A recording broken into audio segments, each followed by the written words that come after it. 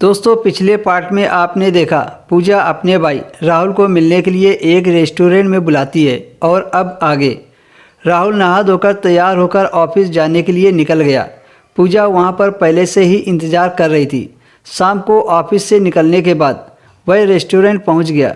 राहुल को देखते ही पूजा मुस्कुराते हुए बोली, भैया ठीक किया आप आ गए, मुझे आपसे बहुत ज़रूरी बात करनी है, लेकिन उससे पहले मैं आपको कुछ दिखाना चाहती हूँ।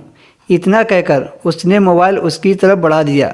मोबाइल में कुछ तस्वीरें थीं जिन्हें देखते ही राहुल के होश उड़ गए। उन तस्वीरों में राहुल पूजा के साथ आपत्तिजनक अवस्था में था।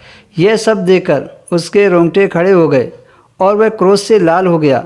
उसने गुस्से में चिल्लाते हुए कहा, पूजा यह सब क्या है?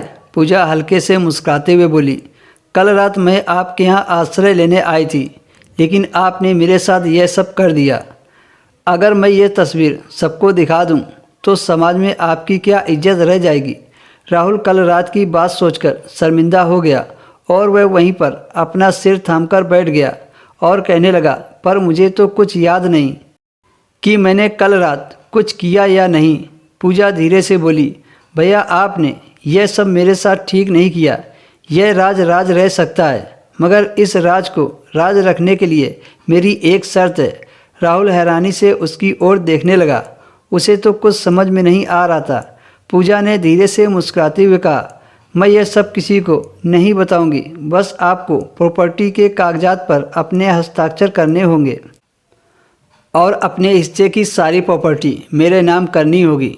यह सुनकर राहुल हैरानी से उछल पड़ा और बोला, अच्छा तो ये सब तुम गांव वाली प्रॉपर्टी के लिए कर रही हो? देखो पूजा, वह प्रॉपर्टी मेरे पापा की है और मैं उसे ऐसे खैरात में नहीं बांट सकता।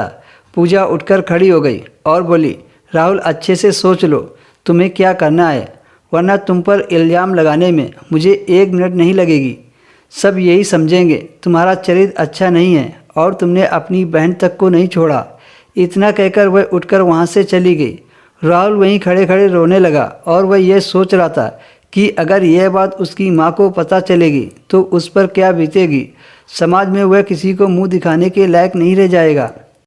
और वैसे भी इन सब मामलों में अधिकतर लोग लड़कियों की बातों पर ही भरोसा करते हैं। राहुल सोच भी नहीं सकता था कि उसके चाचा की बेटी प्रॉपर्टी के लिए इतना नीचे गिर सकती है और उस पर इतना घिनौना इल्ज़ाम भी लगा सकती है। फिलहाल राहुल के पास अपनी बेगुनाही साबित करने का कोई सबूत नहीं था। वह बस ये सोचकर कांप रहा था कि अगर यह बात बाहर आ गई तो पता नहीं उसके साथ क्या हो सकता है।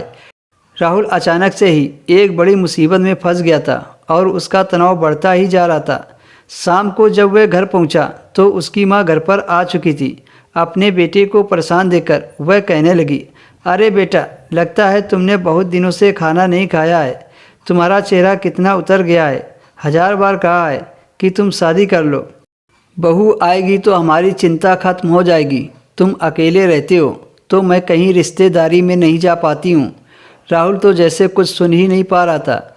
उसे डर लग रहा था कि जब माँ को सारी सच्चाई पता चलेगी तो वह कहीं मुझे ही गलत न समझने लगे। उसकी आंखों से आंसू बहने लगे।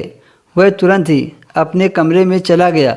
अब उसे इस समस्या से बाहर निकलने का एक आसान रास्ता नज़र आ रहा था कि वह अपनी जान दे दे। दोस्तों, अब आगे की कहानी आपको अगले भाग में मिलेगी। क्या राहुल अपनी जान दे देगा? दोस्तों, अगला भाग देखने के लिए हमारे YouTube चैनल को सब्सक्राइब कर लीजिए।